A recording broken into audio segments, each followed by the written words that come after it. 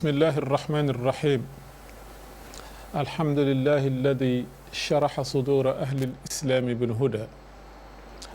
ونكت في قلوب أهل الطغيان فلا تعي الحكمة أبدا وأشهد أن لا إله إلا الله وحده لا شريك له إلها أحدا فردا صمدا لم يتخذ صاحبة ولا ولدا وأشهد أن محمدا عبده ورسوله ما أعظمه عبدا وسيدا وأكرمه أصلا ومحتدا وأبهره صدرا وموردا وأطهره مضجعا ومولدا صلى الله عليه وعلى آله وأصحابه غيوث الندى وليوث العدا صلاة وسلاما دائمين من اليوم إلى أن يبعث الناس غدا بقي ستان السلام عليكم ورحمة الله وبركاته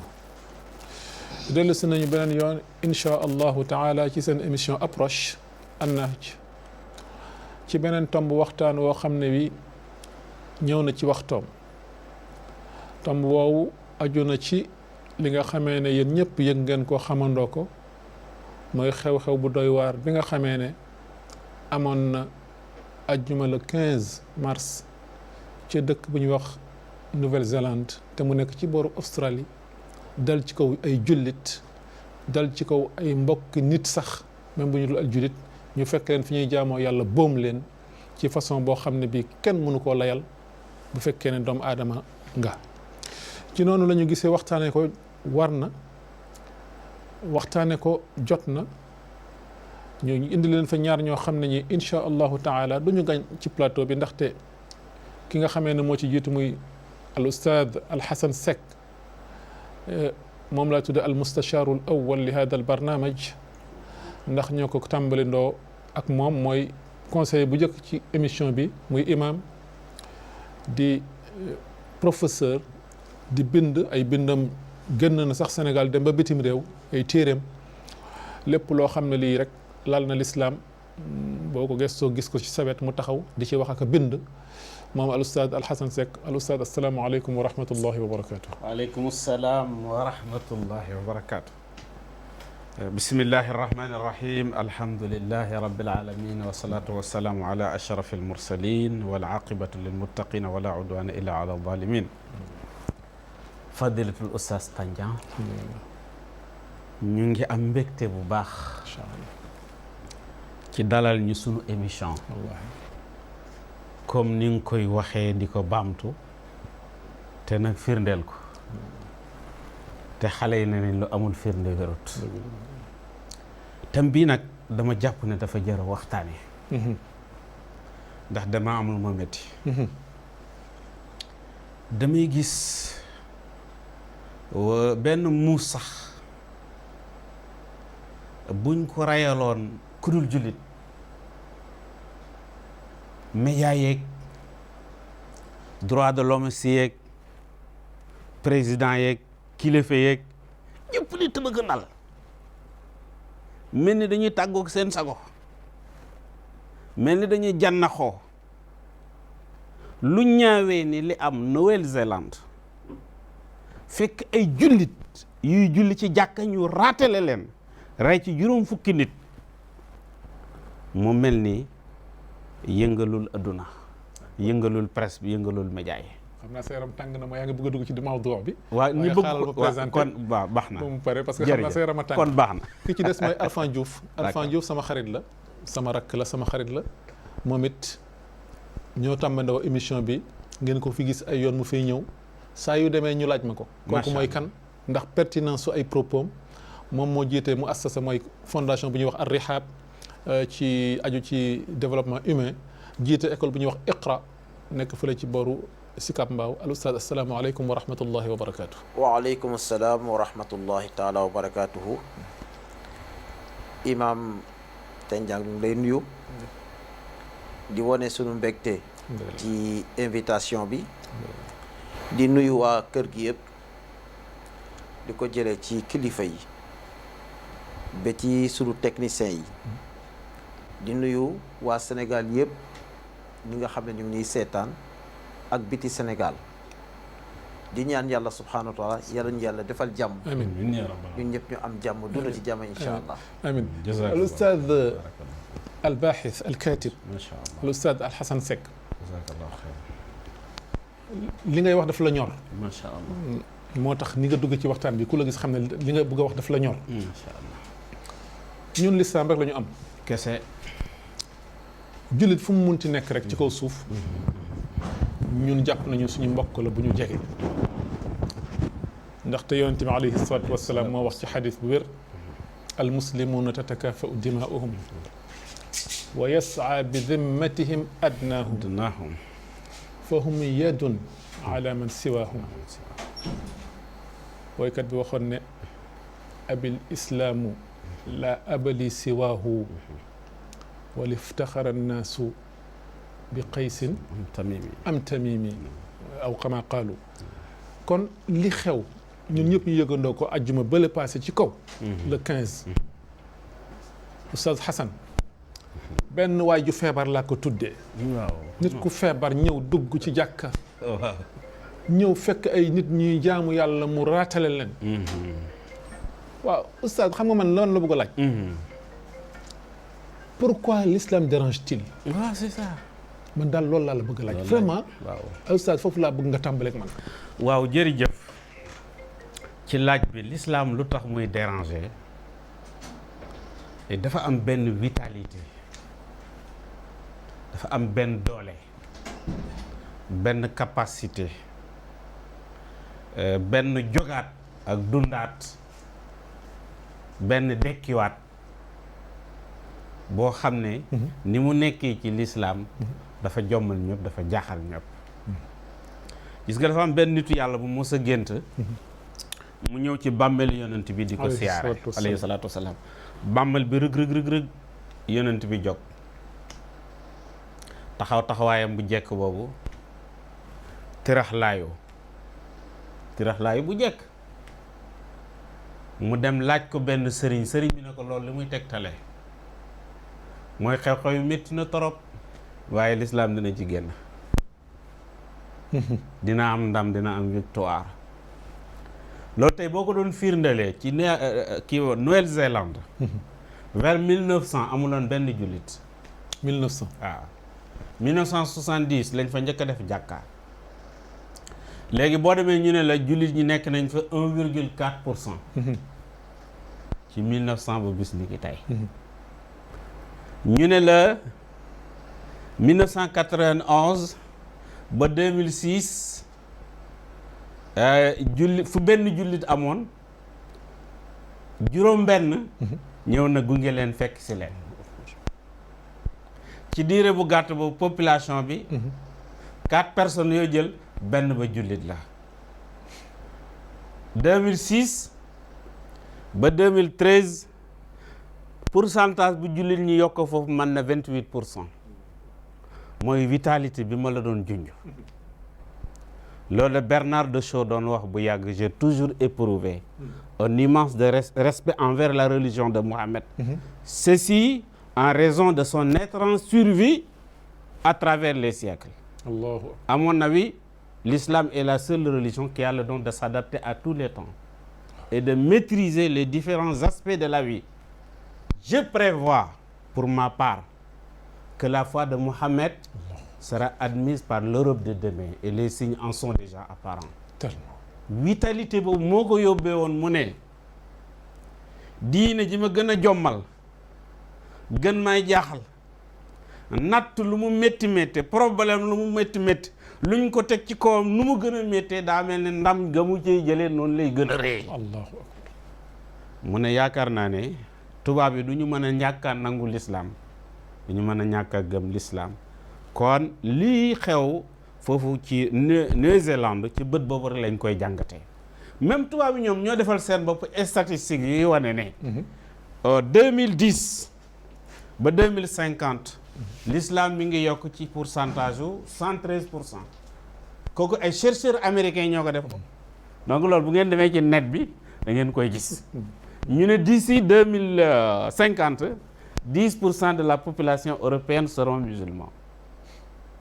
actuellement 0,9% ci américains yi ñoo nekk ay julli. D'ici 2050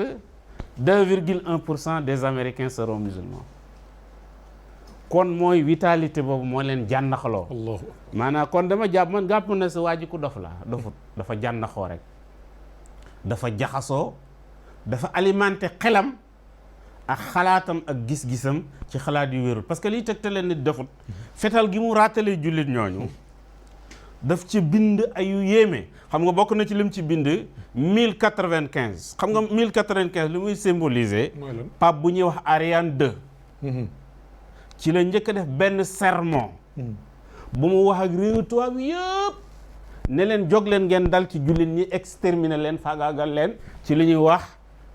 la guerre des croisés les croisades kon ku jël date boobu bind ko ci fetalam kooku xam na li muy def daful mais daa jandaxoo naka noonu itam mu jël beneen date bu ñuy wax 1683 date boobu dafay symboliser défaite boo xam ne les Ottomans turcs amoon nañ ko ci Autriche ci Vienne capitale Autriche kon défaite booba xam na li dafa baare lu bari ci ni l'islam mënoon a jàllee ni l'islam mënoon a wéyee ci biir Europe date symbolique boobu mu jël ko bind ko ci fetalam bi kon kooku du nit ku dof ba mu ñuy wax ne balaa muy def attaque bi 2016 ñëw na Inde ñëw na Turc dafa 43 jours 11 xamuñu ndax attaque ba Turquie la ko naroon a njëkk a def mais gisul condition yu mu ko defee mu seeti feneen parce que Turquie boobu dafa am lu muy symboliser gis nga Turquie dafa amoon empire romain moo jur Occident Occident c'est pas une notion géographique mais c'est une notion idéologique moo tax Amérique nekkul Europe mais ci Occident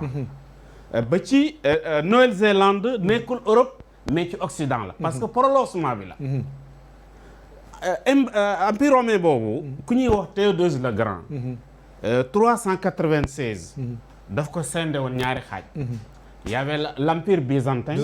l'Imperatrice byzantin ak l'empire de l'Occident léegi l'empire byzantin boobu capitalam ba moo doon Constantinople mooy Constantinople mooy Turquie actuelle Théodose le Grand bi mu séddalee empire romain ci ñaari parti bu nekkoon Charq muy Moyen-Orient capitale bi moo doon Constantinople al Constantinia 1453 la am benn jeune turki bu ko ubbi ci histoire boo xam ne du ñàkk danañ ci ñëwaat mais dañuy jundi beneen capitale ba moo doon Rome mu amoon hadis bu wér yonent bi waxoon ne nag ñaar yooyu yëpp l'islam dina fa am doole bi gis nañ ko beneen bi itam bu ñu delloo ci li ma la wax ci l'islam bi muy màggee Nouvelle-Zélande ci li ma la ci jot a joxe ak ci Europe ak li Bernard de Shaw waxoon te ñu wax ko sànq loolu moo jànnaxaloo nit ñu bare waaye du nu nit ñoo xam ne dañ leen di jàppee ñu def mais dañu yore idéologie bu feebar waaye nag l'islam mi nga xam ne ginnaaw bu yonent bi faatoo défi boobu relevé na ko te benn gënu ko woon a métti relevé guerre mongol te dara gënu ko woon a métti relevé guerre croisade yi te benn gënu ko woon a métti relevé colonisation te benn gënu ko woon a métti relevé première guerre mondiale yooyu yëpp l'islam lii taw ko moo tax dañuy dellu siwaat ci la nitu yàlla ba waxoon bi mu géntee gis yonent bi ñu ne ko dana métti waaye l'islam mooy ami ndam laa ilaaha dina métti mais l'islam mooy ami ndam loolu kenn werante wu ko wa'ada allahu alladina amanu minkum wa amilu salihati la yastaxlifannahum fi l ard yàlla moo ko wax suuf si dinaa leen ko donn lu macha allah Oustaz Arfan bon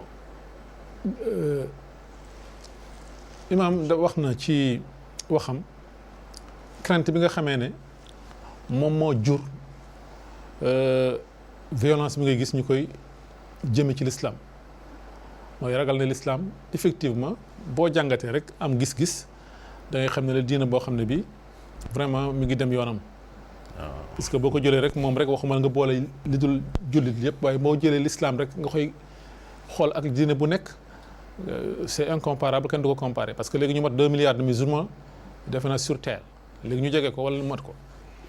léegi crainte boobu ñuy am nit ñi dama bëgg xam lan moo ko jur c'est-à-dire dañu xamul l'islam wala dañu jàpp ne l'islam bu ñëwee jàmm dootul am ci kaw suuf xanaa loolu lañu jàpp c'est-à-dire lu tax ñuy craindre l'islam hada al xawf hadal wajal lan moo ko jur dañuy defe ne xanaa l'islam bu ñëwee dootuñu am jàmm xanaa jàng ñu histoire l'islam. dëgg. alhamdulillahi rabbil alamin di sant sunu oustaz Hassan sunu imam di sant oustaz Cheikh Tandiang ci question bu am solo boobu waaye dafa am lu ma bëggoon a leeral muy combat l'islam ak leneen mu ngi départ keroog bi Iblis jëlee drapeau opposant yëkkati ko ci kanamu yàlla allahu akbar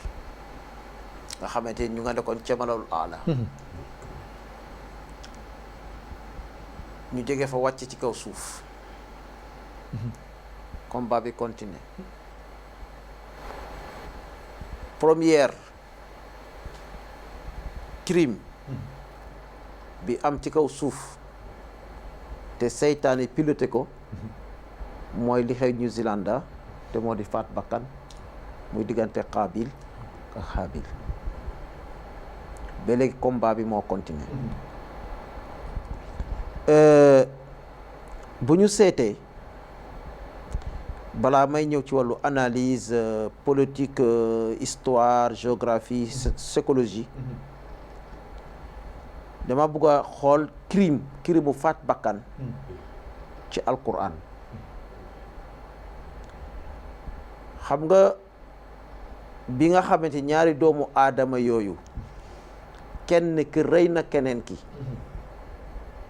mu nekk lu yàgg mais alquran arrêté ko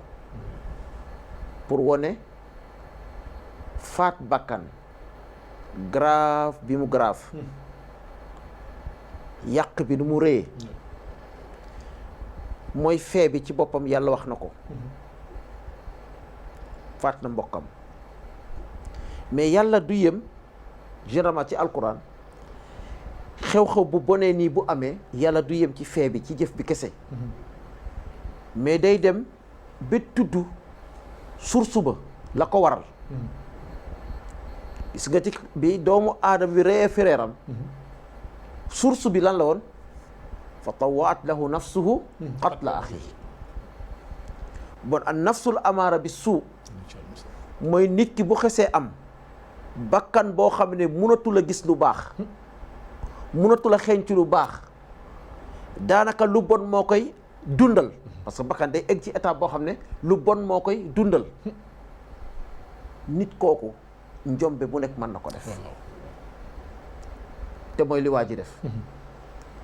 boo ñëwaatee ci beneen faat bakkan boo xam ne ñëw na ci alquran muy ñaari doomu bani israil kenn ki rey kenn ki wa is qataltum nafsan fa daaratum fiha yàlla wone ñaawteef bi faat bakkan ni mu ñaawee buñ ko tegul ci yoon waaye yemul ci wax fee bi ci boppam mooy ñaawteefu faat bakkan mais toujours day dem ca cosaan ba mooy lan suma qasat qulubukum min ba'di zalik mooy wow xol dana egg ci nit ki mbonam jëme ko mu mën a sacrifier ay bakkan ñetteelu aaya bi ma bëgg a jeexale mooy yàlla bi muy valoriser yàlla bi muy xayma faat bakkan faat benn bakkan yàlla mu ngi koy valoriser ci faat mboolem doomu aadama yi dund ci adduna bi moo tax boo xoolee waa ji bu fekkee rey na 51 personnes bon nee naa waa ji tukkil na adduna 51 fois yaani juróom fukki yoon ak benn parce que bu fekkee benn bakkan bu ne la mu yàq yàlla mu ko xayma ci faat adduna bi yëpp bon boo faate juróom fukki nit ak benn mel na ni jeexal nga adduna juróom fukki yoon ak benn kenn mënu ko xayma ñaaw na ba fu ñaaw yëpp léegi nag mu war a am taxaw bu ñu taxaw taxaw bu njëkk bi manil faay ki faat mooy kan muy ki faat parce que mbir mi dafa bari ay éléments yu bari yu nekkee ci biir man nga def benn étude ci jëmb bi nga xam ne moom moo doon faat lan moo ko doon poussé muy faat ci ban environnement la dund ba mën a am jikko yu ñaaw yooyu kan moo ko encadré ba mu mën a piloter piège bu toll noonu planifier ñaawteef bu toll noonu ba mën koo exécuter muy benn ñaar bi mooy ñan la faat ban relation la am ak ñi mu faat mooy almaf'ul bihi ñetteel ba mooy alkayfiya façon bi nga xamante ne moom la defee ñaawteef bi mu doon loo xam ne c'est rare mu am. est-ce que mos na am léegi. mooy bokk na ci avant mu leen di faat mu bind document boo xamante ne 74 pages ba pare publier ko yónnee ko assemblée nationale yónnee ko bureau premier ministre yónnee ko ay quelques politiciens avant muy def ñaawteef bi ñaareel ba mu filmer boppam yaani moom mii def ñaawteef bi moom moo yor caméra bi nga xamante ne mooy filmer action bi ñetteel ba moom ngànnaay bi mu utiliser ngànnaay bi automatique la ñaareel ba fan la ñu liggéey ngànnaay bi Israël troisième bal yi Israël lañ ko liggéeyee waaw waa ji lu ko jokkale ak Israël waa ji yaayam ak papam ay anglais lañu nationalité Angleterre lañu mais d'origine Israël lañu en 48 lañu hijra Israël njib si fi nga xamante mooy Britannie ñu jógewaat Britannie door ñu fi nga xamante ne mooy New Zealand 1970 lañu jël nationalité New Zealand te ñu gis ne 2017 2018 waa ji def ñaawteef bi tukki na dem Israël def fa 6 mois door a dellu siwaat ñetteelu élément bi mooy ngànnaay bi nga xamante ne moom la doon faatee dafa am ay tur yum ci bind ngànnaay bi ci boppam fetel bi daf cee bind ay tur bu nekk def na ko doon na koo xamante mat naa def njombe ci kaw l'islam wala ci kaw yi jullit mu bind ay date yooyu moom la imam doon analyser sànq date bu nekk dafa am benn xeex entre l'islam ak leneen l'islam bu muy symboliser bi mu paree ci loolu mooy jëf ji place bi ñu ko jëfee almahal mu tànn li gën a cher li gën a fort ci l'islam te moo di baytullah néegu yàlla parce que jullit yi du foofu rek dañuy tase lu tax tànnul marché ba lu tax tànnul benn usine lu tax tànnul benn quartier mais mu tànn jàkka yaani jëf bi mu localiser ko ci jàkka lu tax loolu mooy pour mën a egg ci xolu jullit yi xoola heure bi mu ko def a zarf mu tànn bés bi gën a rëy ci jullit muy bésu ajuma mu tànn bés boobu tànn heure bi nga xamante moo gën a sensible ci jullit muy heure bi nga xamante ne ci lay joxe farata bi tudd farata salaatul jumaa li yëpp ay tànneef la nan ñëw ci réew mi mu tànn mun nga posé ko mais réew mi lu ko lonkale ak lu ko lënkale ak l'islam mais si am na lu ko lënkale ak l'islam numéro New Zealand Imam Hassan wax na ko dëkk bu dal la dëkk bu am stabilité la dëkk bu am démocratie la dëkk la boo xam ne dañoo respecté lu ñu tuddee ak yelleefu doomu aadama mais bu leen fàtte ne 2016 2017 réew yi nga xamante ne ñoo signé woon benn accord ca Nations Unies di tere Israël ne bu mu tabaxati ci suufu Palestine New Zealand bii la woon ci la bokkoon ak sunu Sénégal bii ak Venezuela ak Malaysia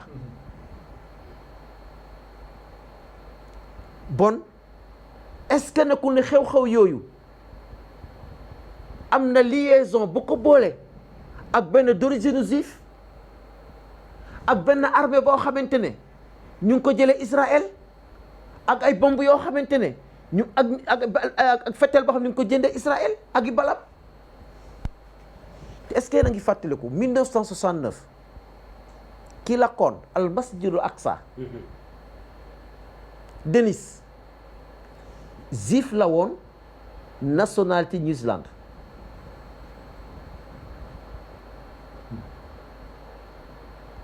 donc élément yëpp boo ko dajalee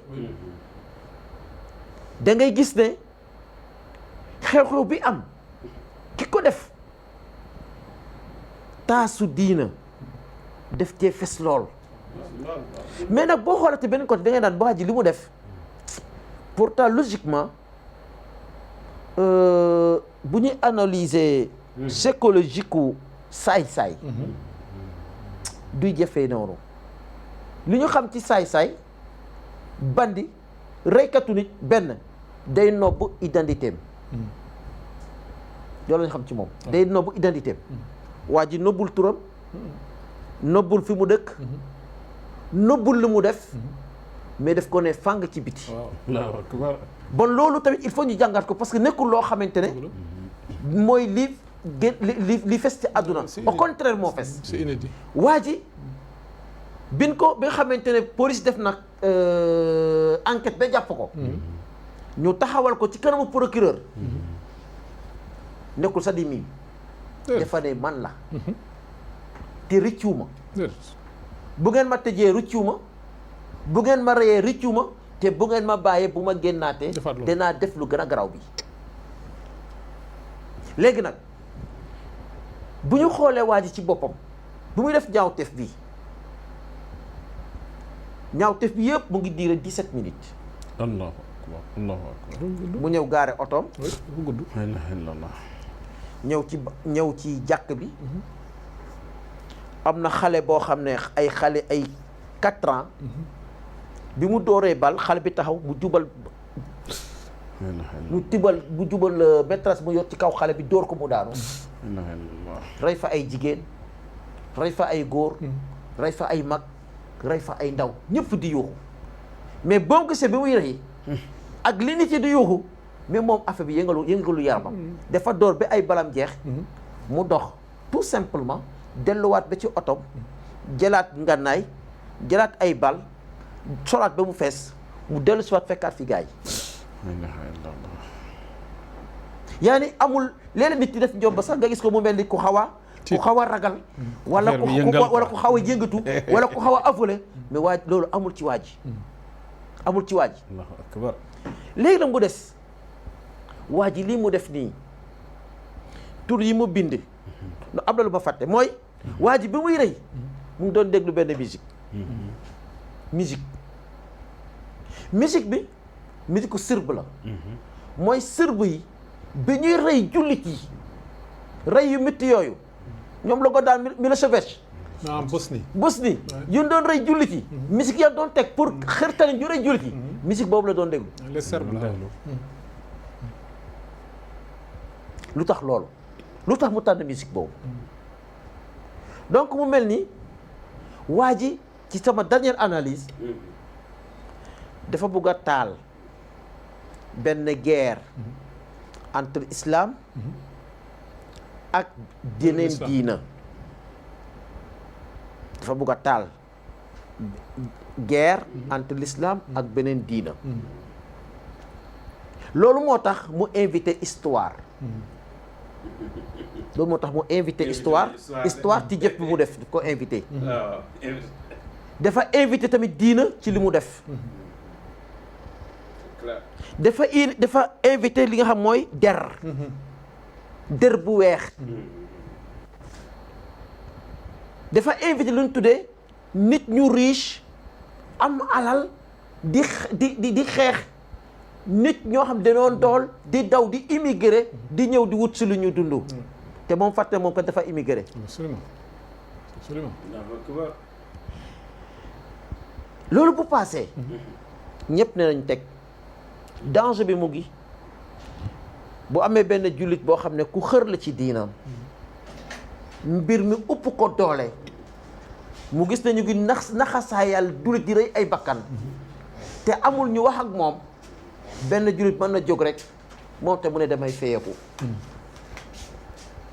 bu ko defee ñu ne jullit ya feyeku nañu mais man sax anaay bul ma ko waxee dama ne déedéet boobu sax garawul xam nga lii gën a garaw gis nga moom bi def lii yar na beneen borom sikkim moom ci boppam am na koo xam ne li mu gëm loolu la gëm mu dem yar ko dessiné ko maquillage ko ba muy yor jëmmuy jullit ñoom ñoo koy yónni mu dem def njomb bu mel ni waa ji li mu def bu pare takkal ko jullit yi dëgg la boobu mooy piège bi ci gën a garaaw dëgg la te damay wax ne monde islamique il faut ñu def très attention man bi affaire bi amee dama rus man comme jullit dama am lu ma mitti mais dama rus ndax li waa ji def nii tey nit a ngi nii di ate ab réew ca Rabiatul Adawiya rey lu toll ni 2 junni yi nit ci biir jumaa ba lakk leen te di jullit di doomu jullit naan ashhadu an la ilaha illa allah wa anna muhammad rasulullah ndax kooku mën na prononcé wu tey boroom xam-xam yu jëppale kooku ba mu def loolu est-ce que mën nañu prononcé tey mu am dëkk boo xam ne daa jël doomam muy dëkk boo xamante tey l'islam bu amoo droit d'auteur ñoo ko war a jël ñu jël seen doom dugal ko ci ambassade rendi ko fees ko daggate ko def ko ci ay saaku bi nga xamante ni waajo seeyal ko nga xam ne waa ji moom amul yax bu ñuy gis ci moom te ñiy def loolu suñuy mbokk lañ ci diina ñaawteef bi am tey ñoom ñoo waroon a njëkk a wax waaye bu fekkee ñoom ci seen mbokk ñaawteef yu gën a ñaaw yooyu moo tax tey mën a ñoo wax bon mbir mi métti nañu mais am nañu gàcc moo tax loo gis mu monde islamique tey mën nañ wax ne benn président moo ci prononcé wu woo premier ministre bu New Zealand te moo di Rajab Tayyip Erdogan yemu ca muy yónni ministre des affaires étrangères am ak vice président ñu dem jaale ji ñi nga xamante ñoo nekk ca réew moomu sunu réew fii Sénégal sunu président def na effort parce que bind na ci tëtram ñaawlu li fa xew mais nag doyut bëggoon nañu ñun comme sénégalais nekk ay jullit 95% na mu defoon ca Charlie Hebdo dem ca ambassade France jaale leen xam ngeen New Zealand ki ko représenté Sénégal mooy ambassade Angleterre xam nga New Zealand ñoom amuñu président lu tax parce que ñoom dañoo jàpp ne Elisabeth mooy seen président donc nag bëggoon nañ suñu gouvernement ñoom ci turu Sénégal yëpp ñu dem ambassade Angleterre joxe fa jaaluk Sénégal ndax mu honoré jullit yi te ñu ñëpp ñu ànd ñaawlu li am jërëjëf jazakallahu xayr li nga wax dëgg la li nga wax dëgg la vraiment analyse yu pertinente nga def vraiment autour de ce crime là yu am solo yi nga invoqué man sax échappé woon na ma mais vraiment dellusiwaat nga ñu ci ni nga tegale mbir yi effectivement c'est tellement cohérent que waaw vraiment c'est pertinent mais oustaz wax na ba waxaale mutisme bi nga xamee ne moom la ñuy remarquer un peu partout par rapport ak bu fekkoon ne par exemple mbir mi benn jullit moo ko def wala sax benn waay boo ko def rek boo xam ne dafay dàkkanteelu l'islam ko defee réaction yi ni ñu doon mel xaw na wute waaw loolu lan mooy jur yooyu yëpp waaw dafa am benn américain bu ne wax Paul Fandley dafa bindoon benn téere bu yàgg mu tuddee ko la sukuuta ba'dal yawm tooñ lislaam ak ñàkkaa mandu ci moom àgg na foo xam ne benn góor war a tudd noppi tey ana wax na président yi réew yi jullit ñi wax nañu ñu demoon Charlie waa ana ñuy woote droit de l'homme ana presse bi ana journaliste yi bu maanaam dañuy mooñee opinion publique internationale ci ni ko grande agence de presse yi di jàllale donc lu nu bëgg nit ñëpp ànd naqarlu ko yéebaane ko jooy ko danañu jéem a créer situation yooyu Paul Fandley nag loolu la doon wax mu ne nit ki bu defee acte terroriste bu ñaaw a ñaaw su fekkee ne jullit la diineem la ñuy tudd pas-pasam la ñuy tudd diineem la ñuy tuumaal pas-pasam la ñuy tuumaal bu fekkee ne keneen ku dul jullit la tey lu ñuy wax nii ci background yi mu am koog Israël am koog judaïsme ak yeneen mais ci gëstu yu xóot la ko génnee mais kenn du ko wax ci presse bi kenn du ko fësal Paul Fandley loolu moo ko naqari woon mu ne léegi politique boobu li muy viser jubluwaay bi mooy rabtu al islam bil irhab buñ na terrorisme fi ñuy kontaanee aj ko fa fi ñuy kontaanee mu feeñee fa mooy l'islam te ni ko oustaz waxee léeg-léeg dina am suñu biir jullit ñi ñoo xam ne danañu denc téye ba xaw a tàggali ko seen sago def lu l'islam àndul jullit ñi ñoo koy njëkk a condamné waaye bu ko gëstu am na benn injustice bu leen motiver donte seen réaction bi dëppoo ak l'islam mais kii nag lu ko jullit ñoo ñu def loola moo révolté la woon Paul Fandley américain boobu ba mu bind livre am boobu adduna bi presse bi noonu lay doxee benn waaye dafa doon nous vivons une époque de l'information au détriment de la raison. Absolument, de la raison. léegi man keroog bisu àjjuma biñ doon jullit ñi ci Nouvelle-Zélande te li ci gën a doy waar réew bu yéeme la ci fonk droit de l'homme ni mu ko waxee. ah oui gannaaw bi ñu defee loolu parlement bi seen session bi buñ ko ubbee. ay aaya alxuraan lañ ko ubbee. kenn ci jullit ñi nekk foofa mi ngi jàng aaya bi yàlla di wax ci alxuraan wala tahsabanna alladhina qutilu fi sabilillahi amwaatan bal ahyaa'un 'inda rabbihim yurzaquun ne parlement wu Nouvelle-Zélande aaya yooyu lañ ko ubbee keroog. bisu aljuma bi nga xam ne ci lañ doon denc jullit ñi télévision dëkk ba rajo yaag yëpp bi jullit ñi di nodd aljuma ñi ngi ànd di ko jàllale di ko diffuser dégguma fi presse bi wax ko. invité woon nañu président wu jullit ñi président wu adduna bi yëpp ñi amoon opportunité dem Charlie Hebdo amoon nañu opportunité bu ko gën a mag ñëw fii mais kenn gisul leen fa. ils ont été invités. oui loolu moo lay wan ban adduna la ñuy dund mooy adduna 2 poids 2 mesures mooy li nga wax Israël les lu ma ramee plus de 41 résolutions onusiennes ci diire bu gàtt mu piétiné ko droit international mu piétiné ko dara fekku ko fa ji nga tout récemment affaire Golan Trump di wax ne daf koy delloo Israël te droit international daf ko réglé daf ko seede dafa fare boor te julli tey waxuma la wuteeg droit international wala wuteeg benn résolution onusienne mais nañ ko tuumaal rek balaa ñuy xam na am na wala amul ñu dal ko am dammate ko loolu moo amoon Irak ak fu nekk kon yaa ngi junj am na ñoo junj mais gis nga maa ngi seetaan benn émission ci Al Jazeera muy al itijaatul muakisa te balaa loolu sax xam nga ñooñu nga junj noonu am na ci koo xam ne am na benn sommet bu mu defoon ak européens yi matul ñaari weer def ne leen réewi tubaab yi na ngeen dal ci jàkka yi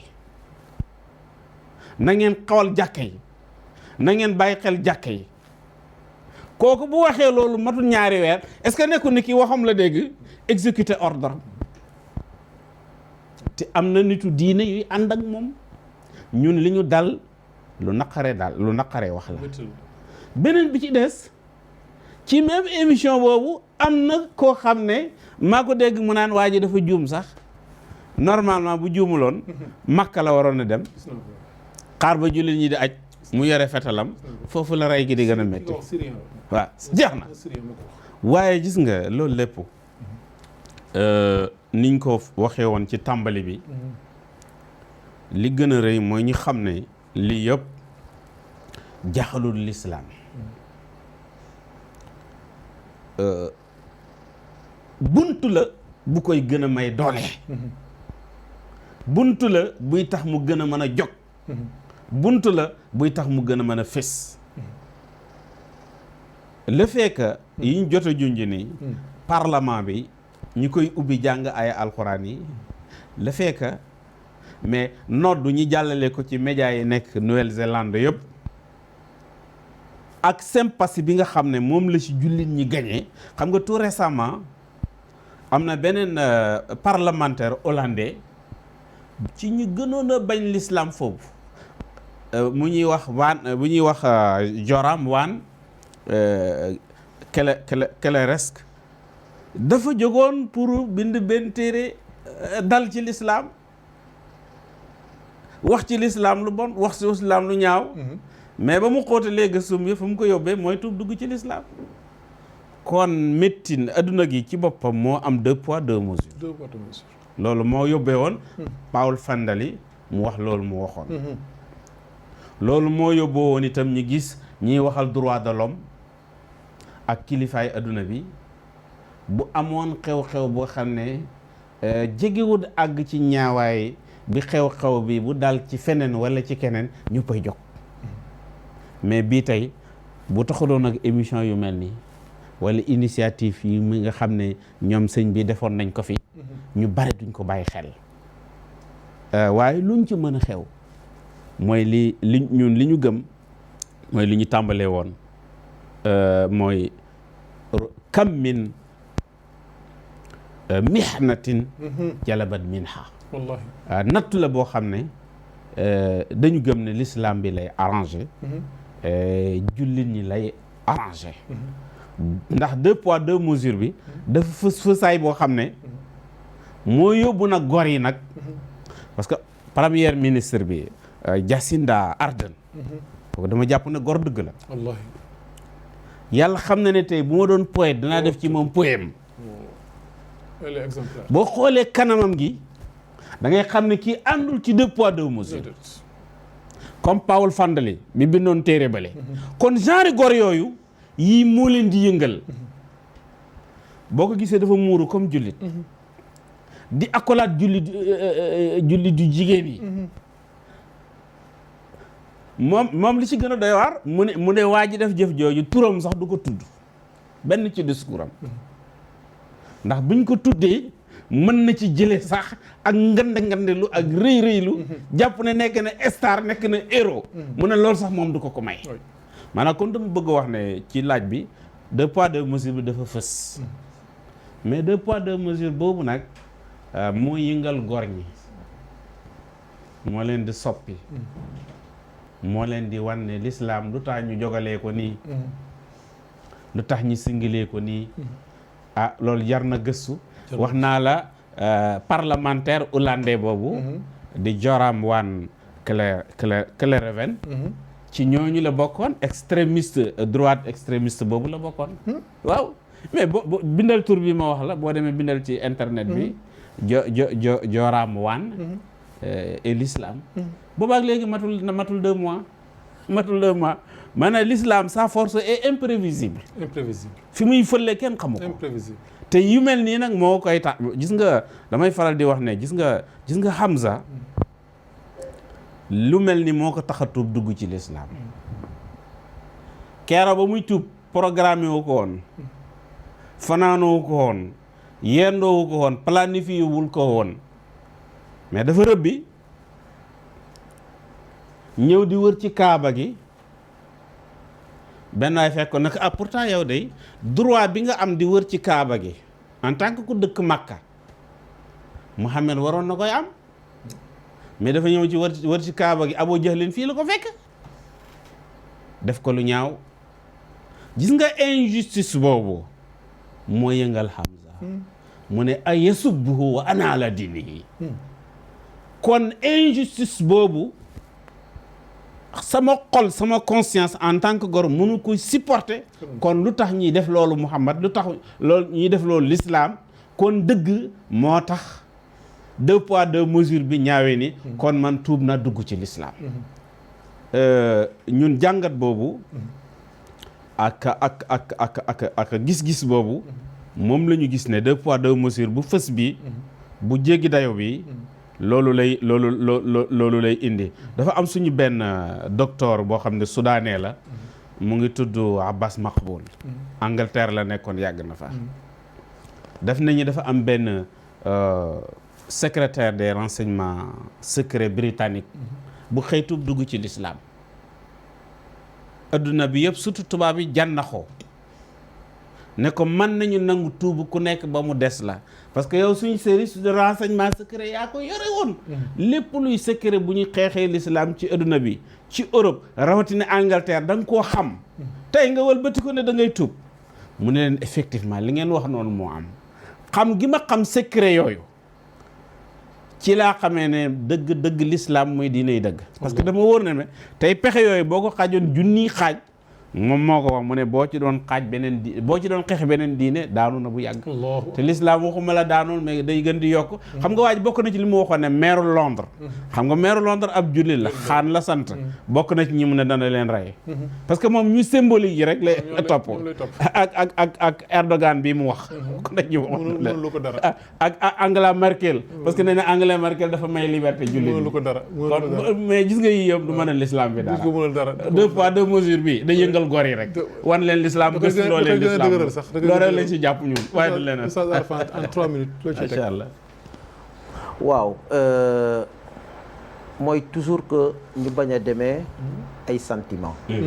maa ngi ñaax jullit yi ñu demee gis-gisu l'islam ak njàngali ñu l'islam surtout ma xew-xew bu amee dañu tënku ci texte yi nga xamante ne noonu la alquran di jëflante ak xew-xew bu amee bokk na ci alquran ba na war a minan naas du jël ñëpp dugal leen ci benn pañe bi maanaa tey ñu ngi dund ak yeneen diine yi ki def lii sax mu ngi wane ci diine la bokk mais ñëpp melul ñi moom damay jox benn exemple fii Sénégal man maa ngi dëkk Fimela Joal-Palmarin benn village la boo xam ne mu ngi bokk ci arrondissement Fimela ñu ñëpp ñu ne ay séeréer foofu la Abbé Jacques Seck dëkk ñoom ñu am dëkk d'origine dëkk bi ay chrétiens ñoo fa nekk ñoo nekkoon majorité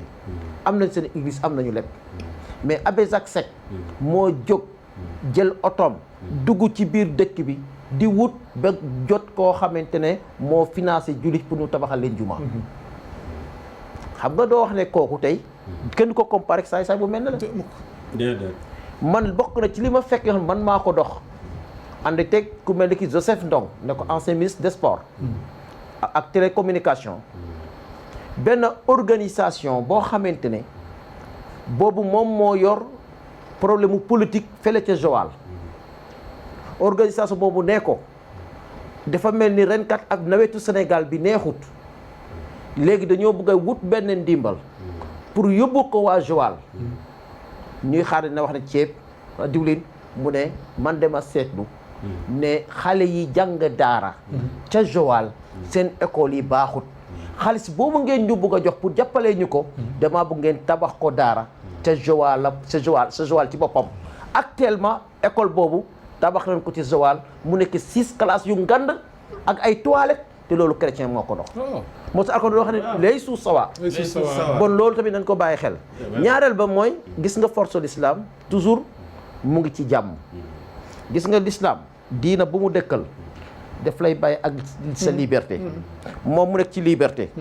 toujours foofu ngay fekk point fort l'islam tey am na dëkk yoo xam boo fa demoon 100% yeneen diina moo fa nekkoon tey boo demee 50-50 wala sax l'islam dominé bon l'islam diina jàmm la te ku diina bu mu tasal nga bàyyi nit ñi ak seen liberté ñu talal seen bopp nit ñi ci l'islam dañuy mujj ñaareel bi mooy l'islam te bokk na ci force am saay soo ko xeexee daa mel ni taal boo sànni ay mat mooy li nga doon wax sànq gis nga New Zealand ginnaaw réaction bi nga xam moom la premier ministre bi def ñëpp di ko ci félicité ki jiite police bu New Zealand dafa tuub jigéen la dafa tuub est-ce que moom nekkul woon jullit sax dafa wone l'islam keroog bu muy taxaw ni dafa ne alhamdulillah alhamdulillah salaatu ala nabi mu ngi koy waxee sax dafa saf angale mais avant mu koy jeexal dafa mujjee jooy bon am na place yoo xam da ngay xeex l'islam fekk sax dañ koy mujj troisièmement mooy bi li amee ci New Zealand jeunes yi ñu ngi dem ci jàkk yi di wut ay ustaas ñu lay ñegal lan mooy l'islam bon dafa mel ni xew-xew bi métti na mais mujjee na amal l'islam sax njëriñ bon loolu ñu bàyyee ko ñaareel ba moo di sunu kilifa yi nit li gën a am solo ci moom mooy diinam lu mel ni bu amee man de maa ngi rafetlu bu baax li sunu président def parce que ñaawlu na parce que nag am na président arabe yoo xam ne kenn ñaawlu mais moom ñaawlu na mais dañ koy ñaan te muy sama kal ñu ay tukulóor ñu ay séeréer damay wax toujours ma ne toujours que ñoom oustaz yéen tukulóor yi yéen ñu dugal ci l'islam bon tey nag bu ngay demee ba séeréer bi tey boo ñëw di leen di puus ah xam nga bu nekk ku mel ni président Macky Sall boo ne Macky Sall rek sa xel di dem ci xaal pulaar te bu nekk ku ne xaal pulaar fii ci Sénégal sa xel dem ci El Hadji Omar Fouti dem ci Maba Jaxu ba ci Ahmed Bamba ba Alhaji Malick ñëpp xaal pulaar lañu bon kooku seen set bu nekkee président donc jullit yi bu ñu amee lu leen nakkari dana rafet loolu nag dana rafet loolu neex jullit yi mu def benn réaction pour man doo ségal ñi jullit yi bon ñu ngi ko koy ñaan nag ñu ngi ko koy ñaan dañoo bëggut nañu honoré bu baax a baax nañu ko koy ñaan ban maa ngi ko koy ñaan waaw ñaar ba maa ngi gërëm te vraiment média bu Sénégal bi mbir mi amee mu am ay association islamique yu jóg Ibadu Rahman ci la bokk RIS ci la bokk Ligue des imams ci la bokk ñu ñëpp ci grande mosquée média bi ñëpp ñëw nañu bon kazalik dafa mel biir bi tamit métti na nit ñi même média bi damaa jàpp ñun jurit ñoo war a gën a organiser wu am na ñuy organiser wu rek dinañ mën a yokk mbir mi même keroog gis naa fa ay rapport bëri woon na am na benn rapport boo xam ne Abdul Karim la tudd mais dafa ne man oustaz man jànguma diine de waaye l'islam laa gëm mu ne ma xëy na sax maa ngi def ay erreur mais bëgg l'islam moo ma ko jaral mais ñëw na taxaw ci kanamu ñëpp def discours ne man tey damaa ñëw pour soutenir ndax ki ma boole kële nekk New Zealand du dara dul laa ilaha illa allah muhammad rasulullah am na ay droits de l'homme yu fa ñëw ku mel ne Amadou Ali Kane depuis ba ñu commencé rek ñu ne man boole leen ma ci même monsieur le ministre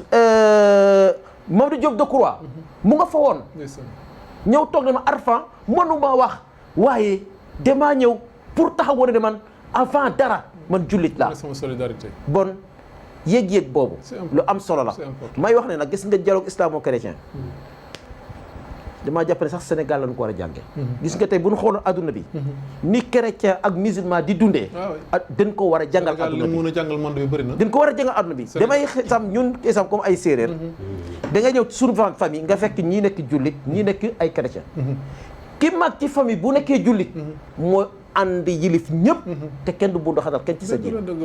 ki ànd ci famille bu nekkee chrétien mooy doon chrétien yilif ñëpp te kenn du bundu xatal nit ci sa diina ñu dund ci jàmm dund ci salaam ngente bokkee bu amee ñu jot ko ñu bokk ko même exemple fête bu amee kër gi nekk ñii jullit ñii chrétien ñoom chrétiens yi dañuy cotiser jox jullit yi danañ jënde leen xar ngeen toggal seen bopp lekkal seen bopp ñoom ñu togg lu ñu bëgg lekk ko ñun bu ñu amee tabaski ñu reñu suñuy xar après dañ leen di yekkal ñu bokk jàmm boobu lan moo ko gën macha allah ba ñu ngi leen di gërëm di sant maa ngi gërëm bu baax a baax sama waa village nag oustaz muy waa Fimela mais tamit waa Betenti Mbefakunda famille nga foofu la sama papa judo mais di la gërëm di la ñaanal di ñaanal adduna bi yëpp yàlla ñu yàlla defal jàmm jërë ngeen jëf Sénégal moom li ñu mën a jàngal adduna ci ay leçon bëri na vraiment ci jàmm ci cohésion sociale leçon yi ñu war a mën a jàngal monde bi bëri na vraiment mbokk yi gis ngeen seen émission fii lay yem tey insha allahu taala ci seen tur laay gërëmee al ustaaz al baaxit al katib al Hasan Seck al imam ci seen tur laay gërëmee sama xarit sama rak al ustaaz al mudarris al katib aydan Arfan Diouf di leen sant bu baax a baax ci turu émission bi ak ci turu ñi nga xamee ne ñooy téléspectateurs yi di ñaan yàlla subhanahu wa taala mu defal leen tawfiq defal leen salaahu dunya wal axira defal leen al ixlaasu fi niyati wal qawli wal amal yàlla mun na ko yàlla defal ndaxte lislaam rek moo leen tax a jóg waaw fu ngeen jóge fu sori la waaye saa yu ñu leen woowee ngeen ñëw sottil fi nit ñi xam-xam bu yaatu boo xam ne bi ñëpp a koy jëriñoo kon yàlla leen ko yàlla fay subhanahu wa taala mbokk yi kon ñu ngi leen tàggu ba talaata bi di ñëw insha allahu taala émission bi nag dañ koy rediffuser dimanche هذا وصلى الله وسلم على عبد الله ورسوله سيدنا محمد وعلى آله وصحبه والسلام عليكم ورحمة الله وبركاته